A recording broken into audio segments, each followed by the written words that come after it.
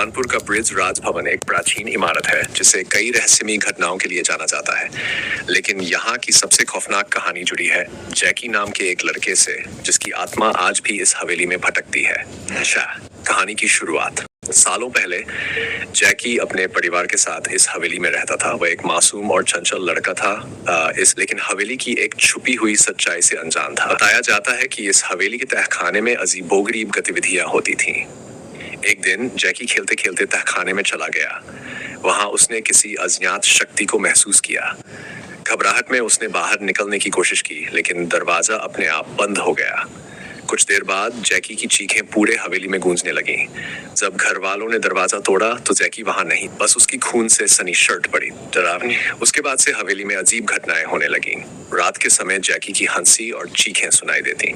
कई लोगों ने देखा कि एक परछाई कभी सीढ़ियों पर दौड़ती तो कभी झरोखों से झांकती। जो कोई तहखाने में जाता उसे अजीब आवाजें सुनाई देती, जैसे कोई फुसफुसा रहा हो। रात को जैकी की परछाई दीवारों पर चलती दिखती, लेकिन असल में वहां कोई नहीं हो। भूतिया सच। कई तांत्रिकों और साधुओं ने यहाँ अनुष्ठान किए, लेकिन कोई भी आत्मा को रोक नहीं सका।